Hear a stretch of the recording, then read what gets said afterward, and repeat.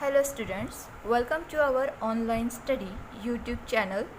तो इस वीडियो में हम lesson number 3 properties of natural resources इसमें से सब पॉइंट है हमारा प्रॉपर्टीज़ ऑफ वाटर, ये स्टडी करने वाले हैं। लास्ट वीडियो में हमने प्रॉपर्टीज़ ऑफ एयर ये स्टडी किया था। अगर आपने वो वीडियो नहीं देखी है तो जाके एक बार देख लो, ठीक है। तो अभी हम हमारा आज का टॉपिक स्टार्ट करेंगे, properties of water.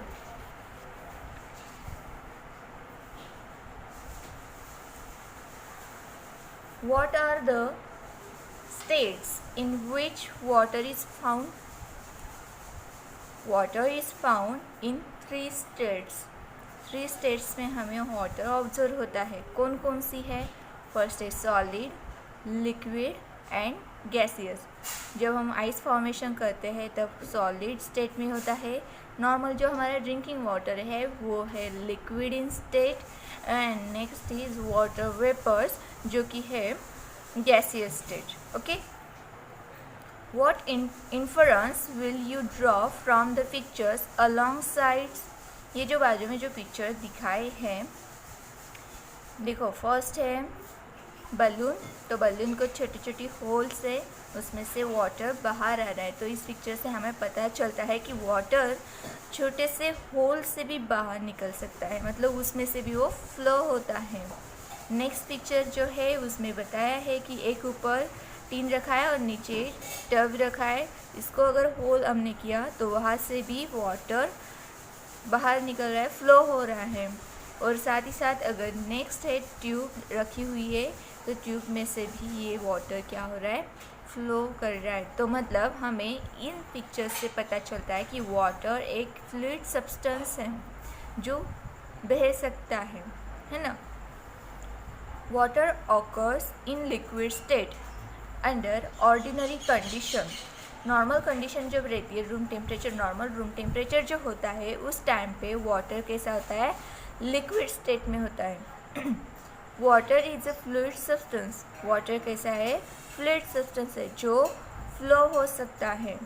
Water does not have its own shape. Water का खुद का कोई शेप नहीं होता है, बट हैज़ अ वॉल्यूम। इसका एक वॉल्यूम होता है।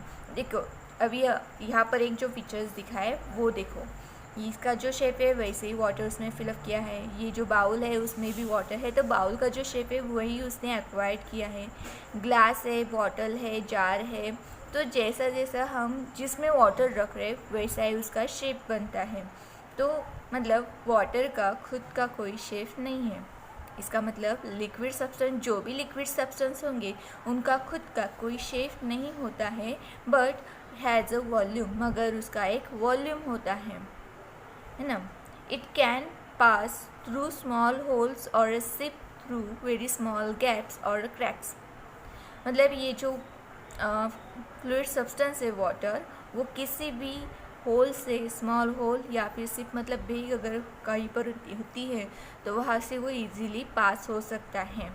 On pouring water in an oil cladded dish, water does not spread but forms small round drops. Why does this happen? अगर हमने एक ऑयल क्लैडेड डिश ली,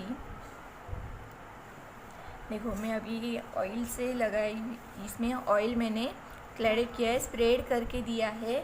उसमें मैं क्या करने वाली हूँ, ऑयल ड्रॉप्स में उसमें डालने वाली हूँ। तो क्या हो रहा है कि वो ऑयल ड्रॉप्स ऐसे राउंड हो रहे हैं ना, आप देख सकते हो कि वो राउंड शेप में दिखाई दे रहे, स्प्रेड नहीं हो रहे, है ना। नॉर्मली वाटर क्या होता है, स्प्रेड हो जाता है, तो ऐसे स्प्रेड नहीं हो रहा है, वहाँ पर एक स्मॉल राउंड ड्रॉप्स बन रहे। ऐसा क्यों हुआ ये आपको सोचना है। Next, try this. Take a plastic bottle more than half full of water. Mark the water level on bottle. आपको एक प्लास्टिक बॉटल लेनी है जो कि आधे से ज़्यादा भरी हुई है और उस पर एक वाटर लेवल की मार्क करनी है आपको। Keep this bottle upright in the freezer for making ice. और इस बॉटल को आपको फ्रीज़र में रखनी है आइस बनाने के लिए। Open the freezer after couple of hours and observe. और 1-2 घंटे के बाद आपको फ्रीज़र से वो बॉटल निकालनी है और उसे ऑब्जर्व करना है। क्या दिखेगा आपको you will see that the water had changed into ice. जो वाटर आपने रखा था वो आइस में फॉर्म चेंज हो गया है. Note the level of the ice. और अभी आपको आइस की लेवल भी चेक करनी है, नोट डाउन करनी है. क्या होगा, क्या दिखेगा आपको? यस, वाटर लेवल से ऊपर होगा आइस का लेवल. मतलब you will find that ice level is higher than the water level before freezing. आपको वहाँ पर अगर आप ऑब्जर्व करोगे तब आपको समझ में आएगा कि जो वाटर लेवल है उससे आइस लेवल जो है वो कैसा है, हायर है, ज़्यादा है. What can you infer from this? इससे हमें क्या पता चलता है कि जब हम वाटर को फ्रीज़र में रखते हैं, उसे फ्रीज करते हैं, तब उसका जो वॉल्यूम है वो इंक्रीज होता है ना. अभी देखो, अगर मैंने ये ग्लास लिया है, कंसिडर करो, और इसमें मैंने इतना अमाउंट अगर वाटर फिलअप किया है और यहाँ पर मैंने मार्क करके रखा है, तो ये नॉर्मल हमारा वाटर है. ठीक है, जब मैं इसको फ्रीज़र में रखूँगी, अगर मैं इसको फ्रीज करूँगी तो इसकी जो लेवल है वो थोड़ी सी चेंज हो जाएगी, यहाँ पर आ जाएगी. ऐसा यहाँ पर आइस फॉर्मेशन हो जाएगा, यहाँ पर आइस फॉर्मेशन हो जाएगा. तो आपको जो डिफरेंस है वो यहाँ पर देखो, ये यहाँ पर है और वाटर लेवल यहाँ पर है, तो आइस लेवल थोड़ी सी ऊपर की साइड में होगी, हायर होगी, ज़्यादा होगी, है ना. तो मतलब इससे हम क्या कंक्लूड कर सकते हैं कि जो वाटर है वो एक्सपांड होता है. क्या होता है? एक्सपांड होता है जब वो आइस में कन्वर्ट होता है तब. ठीक है, ये इसकी एक फर्स्ट प्रॉपर्टी है. As water freezes to form ice, it expands and its volume increases. जब वाटर फ्रीजेस होता है, आइस में चेंज होता है, तब वो क्या होता है? एक्सपांड होता है, और साथ ही साथ उसका जो वॉल्यूम है वो भी इंक्रीज होता है. On freezing, how much was the increase in the volume of the water? Freezing करने के बाद वो जो वाटर लेवल है, वॉल्यूम है, वो कितना चेंज होता है, ये आपको ऑब्जर्व करना है. In what proportion did it increase, और उसका प्रोपोर्शन कितना है ये भी आपको चेक करना है. ट्राई करो आप घर पर. ओके,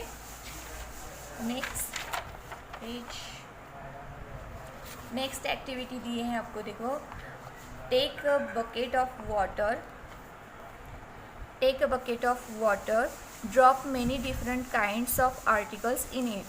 और उसमें बहुत डिफरेंट आर्टिकल्स आपको डालने में. Make separate list of the articles which sink in the water and those that float on it.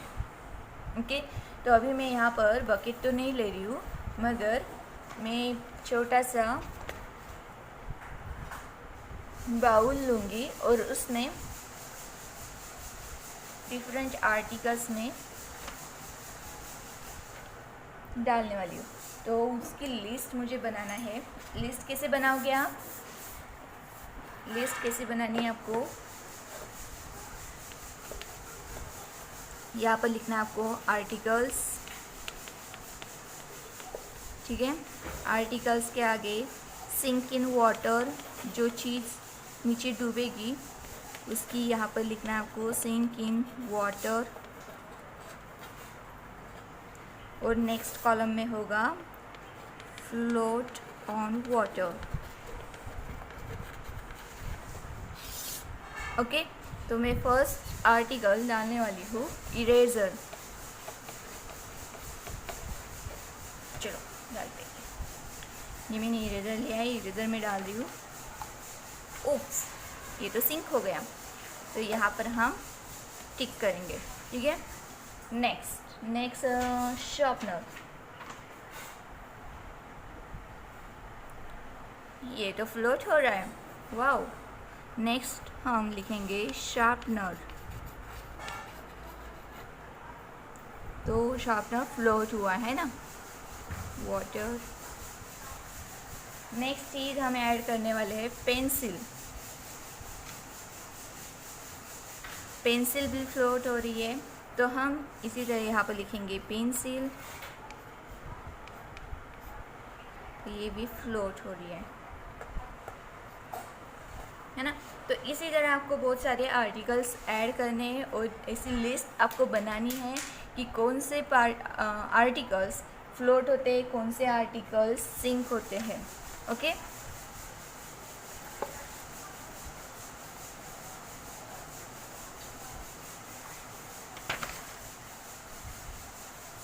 तो इससे हमें क्या पता चला कि कोई चीज़ ऐसी होती है कि जो वाटर सरफेस पर तैर सकती है, फ्लोट हो सकती है, तो कुछ चीज़ें ऐसी होती है कि जो वाटर सरफेस पर तैर नहीं सकती, वो कि सिंक हो जाती है, डूब जाती है। Next point, take some water in a pot and add few pieces of ice to it, observe what happens. अभी हमें एक बाउल में या फिर पॉट में पानी लेना है और उसमें आइस के कुछ पीसेस डाल के देखना है क्या होता है, वो फ्लोट होंगे या फिर सिंक होंगे। चलो डाल के देखते हैं। अभी यहाँ पर मैंने एक बाउल लिया है जिसमें मैंने वाटर फिलअप किया है, अभी कुछ आइस क्यूब्स में इसमें डालने वाली। क्या हो रहा है देखो, ऑब्जर्व करो, जो आइस क्यूब है वो फ्लोट हो रहे हैं, है ना। आइस क्यूब क्या हो रहे हैं, फ्लोट हो रहे हैं। इससे हमें क्या पता चल रहा है कि जो आइस है उसका जो वेट है वो बहुत ही कम है वाटर से, मतलब ice is lighter than water. Water से वाटर हेवी है, आइस कैसा है, हल्का है, इसलिए वो ऊपर तरंग रहा है, फ्लोट हो रहा है। Okay, ice is lighter than water, when water freezes to form ice it becomes lighter than the original liquid. जब वाटर को हम फ्रीज करते हैं तब उसका जो वॉल्यूम है वो इंक्रीज़ होता है और वेट जो है, मास, वो कैसा हो जाता है, कम हो जाता है, लाइटर हो जाता है, जो नॉर्मल ओरिजिनल जो वाटर रहता है उससे। When water freezes, that is when it transforms into the solid state, it's volume increases. जब लिक्विड वाटर सॉलिड वाटर में कन्वर्ट होता है, चेंज होता है, ट्रांसफॉर्म होता है, तब उसका वॉल्यूम इंक्रीज होता है। याद रखो ये बात, जब भी हम वाटर को फ्रीज करते हैं, उसको कूल करते हैं, तब वो सॉलिड स्टेट में ट्रांसफॉर्म होता है और तब उसका जो वॉल्यूम है वो भी इंक्रीज होता है। Therefore the density of ice is less than that of water. That is why ice floats on water. Water के ऊपर सरफेस पर आइस फ्लोट हुआ, क्यों हुआ, क्योंकि उसकी जो डेंसिटी है वो बहुत ही कम है एज कम्पेयर टू वाटर। अभी आप कहोगे मैम ये डेंसिटी क्या है, तो डेंसिटी एक रेशियो है मास और वॉल्यूम का। अभी पूछोगे कि मास और वॉल्यूम क्या है, तो मास मतलब स्टोर ऑफ मैटर, मतलब वेट। कोई भी सब्सटेंस है, कोई भी चीज़ है, उसका अगर हम वेट करते तो उसे हम क्या कहते हैं, मास। और उस चीज़ ने जितना स्पेस ऑक्यूपेट किया होगा उसे कहते हैं वॉल्यूम। अभी देखो मेरे पास एक आइस क्यूब है, ठीक है, ये आइस क्यूब ऐसे कंसीडर करो, तो इसमें टोटल कंसीडर करो कि 1 ग्राम इतने मॉलिक्यूल्स, इतना मैटर उसमें है, प्रेजेंट है। 1 ग्राम मैटर या फिर मॉलिक्यूल्स और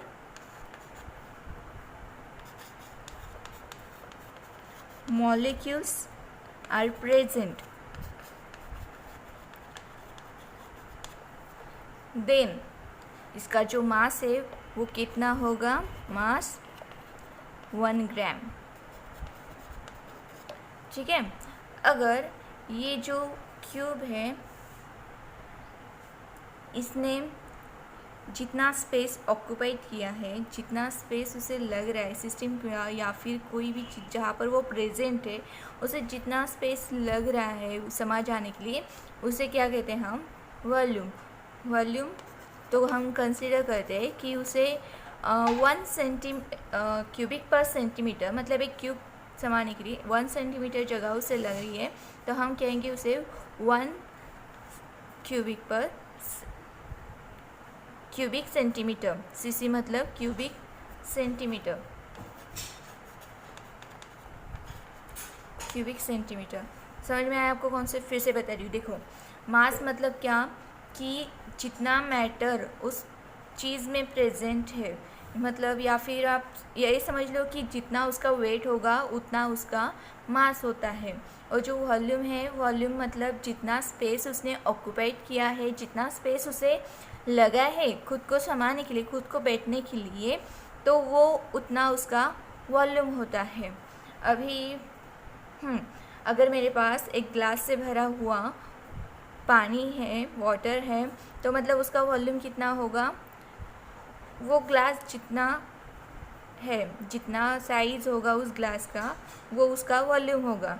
अगर वो 1 लीटर का होता है तो उसका वॉल्यूम भी 1 लीटर होगा, और मास भी कितना होगा, मतलब मास अगर हम वेट करेंगे उसका तो मास कुछ डिफरेंट आएगा, है ना। समझ में आया आपको ये कॉन्सेप्ट? अगर नहीं समझ में आया तो आप मुझे कमेंट करके बता सकते हो, मैं फिर से आपके लिए एक अलग से न्यू वीडियो बनाऊंगी। The inter relation between the volume and mass of a substance.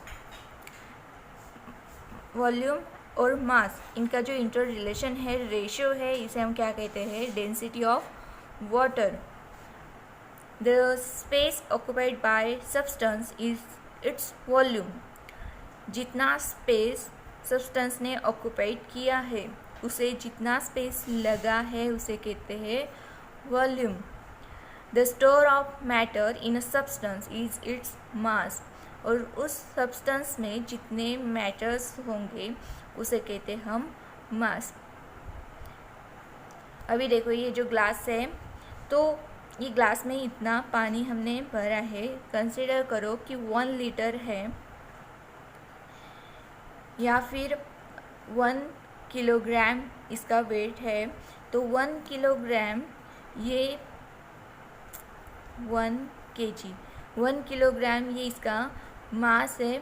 और ये जो ग्लास है वो 1 लीटर का है, 1 लीटर का ये इसका वॉल्यूम होगा। तो वॉल्यूम क्या होगा इसका? 1 लीटर। ये मास से हम डिनोट करेंगे और वी से वॉल्यूम डिनोट करेंगे, तो 1 लीटर उसका वॉल्यूम होगा। ओके, आई होप अभी आपको ये समझ में आया होगा। Mass is measured in grams and volume in cubic centimetre. हम मास ग्राम्स में मेजर करते हैं या फिर किलोग्राम में भी मेजर करते हैं, और जो वॉल्यूम है, वॉल्यूम वो क्यूबिक सेंटीमीटर में मेजर करते हैं, और साथ ही साथ लीटर में भी हम मेजर करते हैं। लीटर में क्यों? क्योंकि ये जब लिक्विड सब्सटेंस होगा तब वो लीटर में हम मेजर करेंगे, अगर वो सॉलिड है तो क्यूबिक सेंटीमीटर में मेजर करेंगे। ओके, तो अभी 1 ग्राम, अगर कोई चीज़ 1 केजी मतलब आपको बता देती हूँ, 1 केजी मतलब कितने ग्राम्स? 1000 ग्राम्स, 1000 ग्राम। और वॉल्यूम अगर 1 लीटर है, 1 लीटर है तो मतलब क्या? 1000 क्यूबिक सेंटीमीटर। क्यूबिक सेंटीमीटर को शॉर्टकट में हम सीसी भी लिखते हैं, ठीक है। ये देखो, क्यूबिक सेंटीमीटर सीसी। तो 1 litre is equals to 1000 CC.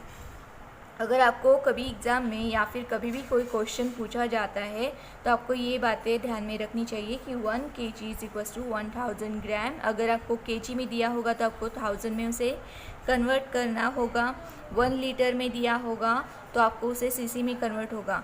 और हाँ, एक बात और, अगर दोनों चीज़ें मतलब मास और वॉल्यूम दोनों केजी और लीटर में दी होगी तो आप एज इट इज़ यूज़ कर सकते हो। अगर एक और ग्राम और सीसी में दिया होगा तो एज इट इज़ ले सकते हो, मगर एक चीज़ केजी में दिए हैं और दूसरी चीज़ सीसी में दिए हैं, तब आपको उसको कन्वर्ट करना पड़ेगा। तो ये आपको बात ध्यान में रखनी है। Mass is measure in grams and volume in cubic centimetre, hence density. इसीलिए डेंसिटी का जो यूनिट है वो क्या है, ग्राम पर सीसी। ग्राम पर सीसी या को टर्म याद रखनी है। Density is equals to gram, density का यूनिट है gram per cc. Hence gram per cc is the unit of density.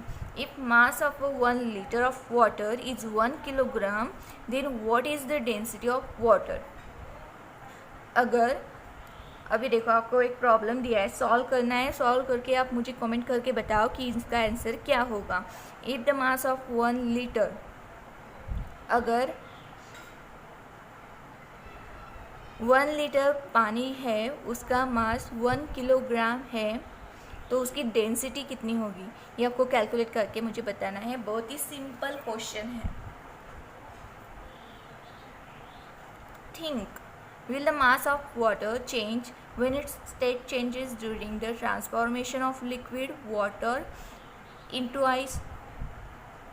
हाँ, तो मैंने अभी आपको बताया कि वॉल्यूम चेंज होता है जब लिक्विड वाटर आइस में ट्रांसफ़र होता है, तब उसका जो वॉल्यूम है वो चेंज होता है। क्या उसका मास भी चेंज होता है? तो आंसर होगा नो, मास चेंज नहीं होता है, मास उतना ही रहेगा, क्योंकि वाटर हमने तो लिया था 1 लीटर का, 1 kg अगर वाटर हमने लिया है तो 1 kg का ही आइस बनने वाला है। एक्स्ट्रा का वाटर कहाँ से आएगा उसमें? तो इसीलिए मास चेंज नहीं होगा, सिर्फ वॉल्यूम चेंज होगा क्योंकि वो एक्सपांड होता है। नेक्स्ट पॉइंट है हमारा anomalous behaviour of water. Anomalous behaviour of water, जो वाटर है उसका जो बिहेवियर है वो थोड़ा सा डिफरेंट है, अलग है, इसलिए हमें ये स्टडी करना है। Usually when the temperature of a substance is lower, its density increases as the volume decreases, but water is an exception to this rule. जब भी कोई हम सब्सटेंस लेते हैं, कोई भी दूसरी चीज़ लेते हैं, तो उसका अगर हम टेम्परेचर कम कर दें, अगर हम उसका टेम्परेचर कम कर दें तो क्या होता है, उसकी डेंसिटी इंक्रीज़ होती है।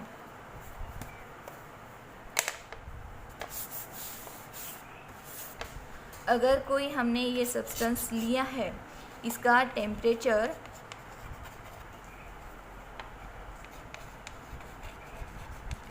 टेम्परेचर अगर हम डिक्रीज़ करते हैं तो इसकी जो डेंसिटी है, ये टर्म याद रखो, कंफ्यूज होने जैसी है मगर कंफ्यूज नहीं होना है।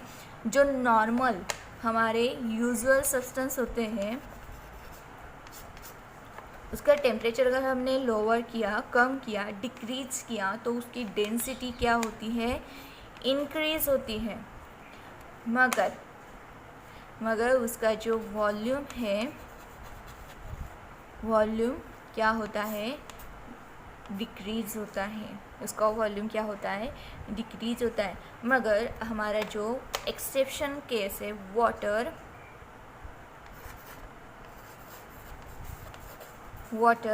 ये क्या करता है, जब हम इसका टेम्परेचर डिक्रीज करते हैं तो इसका जो डेंसिटी है वो तो इंक्रीज ही होगा, डेंसिटी तो इंक्रीज ही होगी, है ना।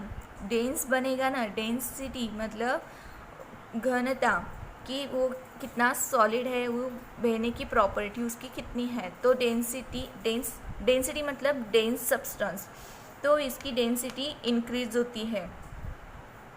और मगर एक्सेप्शन क्या है, तो वॉल्यूम, इसका जो वॉल्यूम है वो क्या होता है, इंक्रीज होता है। इसलिए हमने वो जो आइस का एक्सपेरिमेंट किया, मतलब एक्टिविटी आपको करनी है एक्चुअली, तो उसमें हमें पता चलता है कि जो वाटर की लेवल है वो इंक्रीज़ होती है, वॉल्यूम इंक्रीज़ होता है। तो लो टेम्परेचर पर डेंसिटी इंक्रीज़ होती है, आइस डेंस हो जाता है और वॉल्यूम उसका इंक्रीज़ होता है। ये अलग डिफरेंट प्रॉपर्टी है, एनोमलस प्रॉपर्टी है वाटर की। नॉर्मली जो दूसरे सब्सटेंस रहते हैं वो क्या होते हैं, लोअर टेम्परेचर पर उनकी डेंसिटी इंक्रीज होती है मगर वॉल्यूम भी कम होता जाता है। तो ऐसी इसकी ये एनोमलस प्रॉपर्टी है।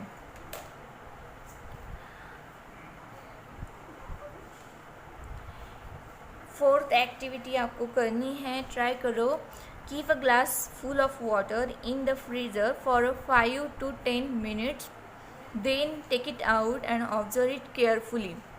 आपको क्या करना है, वाटर से भरा हुआ ग्लास आपको फ्रीज़र में रखना है 5 to 10 मिनट्स के लिए, और फिर आपको उसे बाहर निकालना है और ऑब्जर्व करना है क्या होता है। एक्चुअली 5-10 मिनट में आइस तो फॉर्मेशन नहीं होगा, मगर कुछ प्रोपोर्शन में उसका आइस फ्रीजिंग होना स्टार्ट होगा। तो आपको देखना क्या है, from which part in the glass does the water first start freezing. तो कौन से पार्ट से पहले वाटर फ्रीज होना स्टार्ट होता है, ये आपको ऑब्जर्व करना है। The density of water is peculiar. Peculiar means beyond we expect, मतलब जो भी हम एक्सपेक्ट करते हैं उससे कुछ अलग है, डिफरेंट है। तो डेंसिटी ऑफ वाटर क्या है, आपने कैलकुलेट किया क्या? इस एग्जाम्पल मैंने आपको बोला था, एग्जाम्पल आपको कैलकुलेट करना है, सॉल्व करना है। अगर आपने वो कैलकुलेट किया होगा तो वाटर की डेंसिटी जो है वो है 1 ग्राम पर cc। कितनी है? 1 ग्राम पर cc। ये शार्प 1 ग्राम पर cc है। सिर्फ वाटर ही ऐसा सब्सटेंस है जिसकी डेंसिटी शार्प 1 ग्राम पर cc है। When water at a normal temperature starts cooling, it's density increases like that of most liquids. जब नॉर्मल टेम्परेचर होता है तो कूलिंग होना स्टार्ट हो जाता है वाटर का, और इसकी जो डेंसिटी है वो इंक्रीज़ होती है। नॉर्मली सभी सब्सटेंस का, सभी लिक्विड्स का ऐसे ही होता है। जब टेम्परेचर अगर नॉर्मल टेम्परेचर पर हम उसे रखेंगे कूलिंग करने के लिए, तो उसकी जो डेंसिटी वो क्या होती है? इंक्रीज़ होती है। However if its temperature falls below 4 degree Celsius, its density starts decreasing. जब जो टेम्परेचर है वो बिलो 4 डिग्री सेल्सियस होगा तो उसकी डेंसिटी क्या होती है? डिक्रीज़ होना स्टार्ट हो जाता है। मतलब उसका जो डेंसनेस है वो क्या हो जाता है? डिक्रीज़ होने लगता है। This means that the density of water is maximum at 4 degree Celsius. इससे हमें क्या पता चलता है कि जो वाटर की डेंसिटी है वो 4 डिग्री सेल्सियस पर मैक्सिमम होती है। If the temperature of water is lower below 4 degree Celsius, its density decreases and volume increases. अगर वाटर का जो टेम्परेचर है वो अगर बिलो 4 डिग्री सेल्सियस होता है, मतलब 3 डिग्री सेल्सियस 2 डिग्री सेल्सियस अगर ये होता है, तब उसकी डेंसिटी भी डिक्रीज होती है और साथ ही साथ उसका वॉल्यूम है वो इंक्रीज होता जाता है। It means that the water expands when temperature falls below 4 degree Celsius. इससे हमें ये पता चलता है कि वाटर जो है वो एक्सपांड होता है जब उसका जो टेम्परेचर है वो 4 डिग्री सेल्सियस से कम होता है, तो वो एक्सपांड होता जाता है। This is called the anomalous behaviour of water. और इसी प्रॉपर्टी को हम क्या कहते हैं? इसी बिहेवियर ऑफ वाटर को हम क्या कहते हैं? Anomalous behaviour of water. Okay, तो जो नेक्स्ट एक ट्राई करना है आपको। हाँ, पहले ये क्वेश्चन है, use your brain power. In cold countries how do aquatic animals remain alive even after the rivers or lakes freezes in water? जो कोल्ड कंट्रीज होते हैं वहाँ पर एक्वेटिक एनिमल्स जिंदा कैसे रहते हैं? तो कैसे रहते होंगे, सोचो। एक्चुअली क्या होता है, जब वाटर टेम्परेचर कम हो जाता है, मतलब वो कोल्ड होने लगता है, तो वो क्या हो जाता है? आइस फॉर्मेशन होने लगता है। तो कंसिडर करो, देखो यहाँ पर अभी अगर ये रिवर है, ऐसा रिवर है, ऐसे मैंने एक क्रॉस सेक्शन लिया है, ये अपर पोर्शन है, ये अपर पोर्शन है,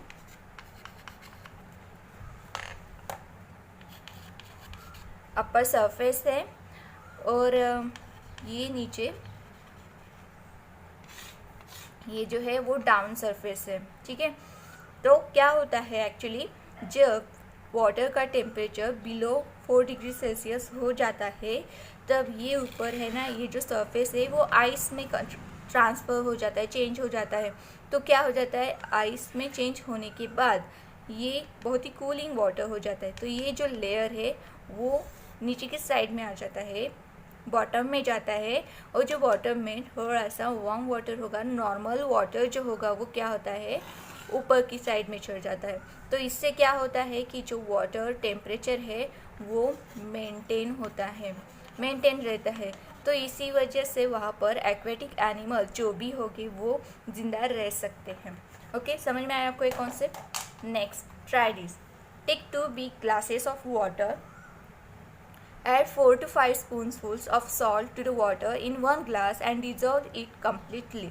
आपको 2 बड़े ग्लास लेने हैं, एक में आपको 4 to 5 स्पूनफुल सॉल्ट ऐड करना है और उसे डिज़ोल्व करना है completely. Now place a potato in water in second glass. अभी जो सेकंड ग्लास होगा जिसमें हमने सॉल्ट नहीं ऐड किया, उसमें हमें पोटैटो रखना है, डालना है। The potato will sink. तो क्या हो जाएगा, वो जो पोटैटो है वो उसमें सिंक हो जाएगा, डूब जाएगा। देखो पिक्चर में दिखाई दे रहा है कि वो नीचे गया है, नॉर्मल वाटर है वो। Take out the potato from that glass and put it in the salt water and observe. अभी उस पोटैटो को बाहर निकालना है और सॉल्ट सोल्यूशन में डालना है। तो क्या होगा वो हमें ऑब्जर्व करना है। The density of water in that glass is greater due to the dissolve salt. Density क्या होगी वाटर की, इंक्रीज हो जाएगी, क्योंकि उसमें हमने क्या ऐड किया है, सॉल्ट डिज़ोल्व किया है। तो उससे क्या होता है, पोटैटो फ्लोट होने लगता है। The potato floats in that water because of the increase density. उसकी डेंसिटी इंक्रीज होने के कारण उस पर पोटैटो फ्लोट होने लगता है। देखो पिक्चर में हमें दिखाई दे रहा है। तो आपको ये एक्टिविटी करके देखनी है। Why is it easier to swim in the sea than in a well or a lake.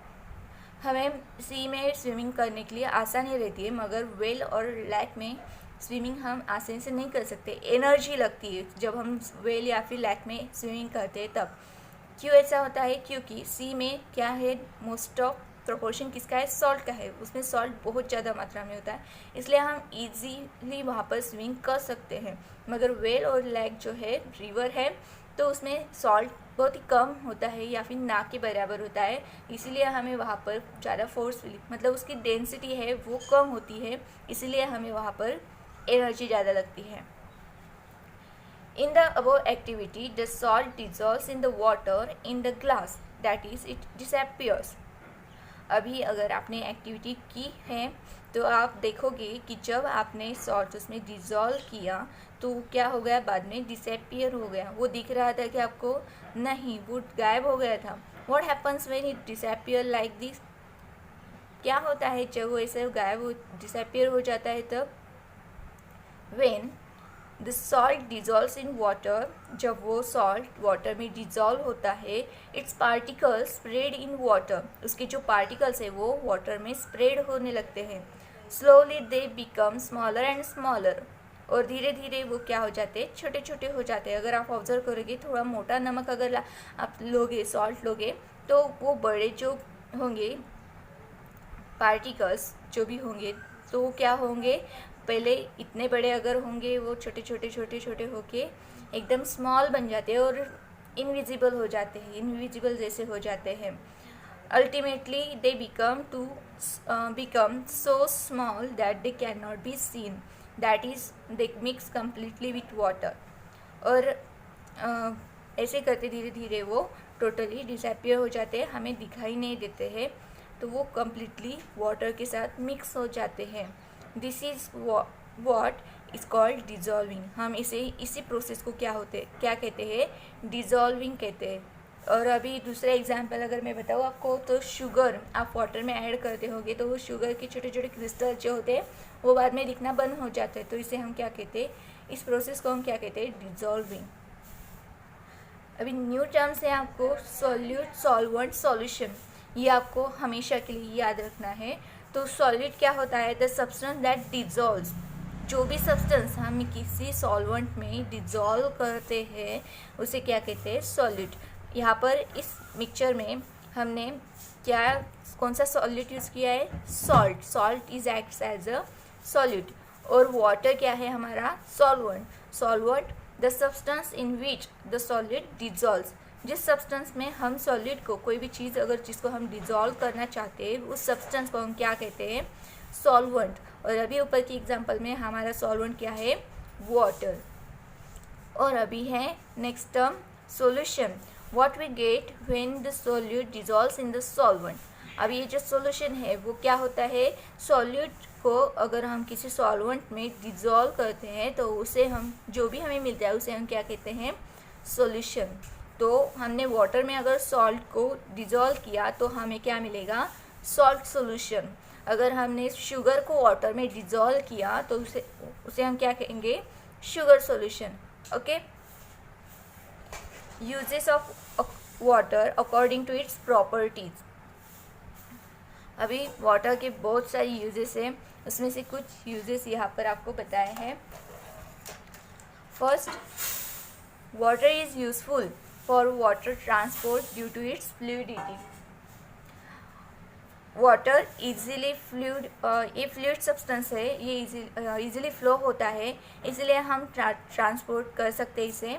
Water falling down from height is use to generate electricity with the help of generator. आपको पता है होगा कि हिल में से या फिर बहुत ऊंचाई से वाटर फॉलिंग अगर होती तो वहाँ पर हम इलेक्ट्रिसिटी जनरेट कर सकते हैं with the help of generator. Second use, water is a good coolant and is used in motor vehicles to control the temperature of the engine। अगर हम कहीं बाहर गए, अगर हमारा जो व्हीकल है, मोटर है, उसका इंजन अगर ज़्यादा गर्म हो जाता है तो हम उस पर क्या डालते हैं? वाटर डालते हैं। क्यों? क्योंकि वो गुड कूलेंट है, एक सॉल्वेंट है और साथ ही साथ वो कैसा है? कूलेंट है। कोई भी चीज़ पर अगर हम डालते हैं तो वो कूल हो जाती है और टेम्परेचर मेंटेन करती है। तो इसीलिए हम मोटर व्हीकल्स के जो इंजन्स होते हैं उस पर टेम्परेचर कंट्रोल करने के लिए वाटर को यूज़ करते हैं। Many substances are soluble in water. बहुत सारी चीज़ें ऐसी हैं कि जो वाटर में डिजॉल्व होती है, सोल्यूबल होती है वाटर, इसलिए हम वाटर को क्या कहते हैं? Water is a universal solvent. Water is a universal solvent क्योंकि ये हमें कहीं भी आसानी से मिल जाता है। Easily we found it and it is cheap in rate. इसका रेट भी बहुत कम होता है और इसमें बहुत सारे सॉल्यूट डिजॉल्व होते हैं। Water is use as a solvent in factories, laboratories, foodstuffs and in various types of biological processes occurring in the body such as digestion, excretion, etc. तो ये वाटर जो है सॉल्वेंट भी हम एज अ सॉल्वेंट भी use करते हैं बहुत सारी जगह पर, जैसे कि फैक्ट्रीज़ है, लैबोरेटरीज़ है, फूड स्टफ जो भी हम खाना वगैरह बनाते हैं उसमें हम वाटर ऐड करते हैं। और साथ ही साथ जो बायोलॉजिकल प्रोसेस है हमारी बॉडी में, जो भी बायोलॉजिकल प्रोसेस होती है जैसे कि डाइजेशन है, एक्सक्रीशन है, इसमें वाटर हेल्प करता है। हम इसीलिए पानी पीते हैं ताकि हमने जो खाना खाया है वो डाइजेस्ट हो सके आसानी से और एक्सक्रीशन में उसे हेल्प हो सके। तो इसीलिए वाटर कैसा है? ये यूनिवर्सल सॉल्वेंट है और हम उसे solvent as a solvent use करते हैं। फोर्थ यूज़ है, water is useful for cleaning purposes such as for bathing, washing clothes. तो वाटर क्या है? हम क्लीनिंग पर्पज़ के लिए भी यूज़ करते हैं, जैसे कि बाथिंग है, वॉशिंग क्लॉथ्स है, बर्तन मांजना है, ये सारी कामों के लिए हम वाटर यूज़ करते हैं। तो ये क्लीनिंग पर्पज़ के लिए भी यूज़ किया जाता है। इससे और ज़्यादा अगर आपको यूजेस पता है तो आप अपनी नोटबुक में राइट डाउन करके रखो। ओके, तो ये वीडियो अगर आपको पसंद आया होगा तो इसे लाइक कीजिए, अपने दोस्तों के साथ शेयर कीजिए। Thank you so much.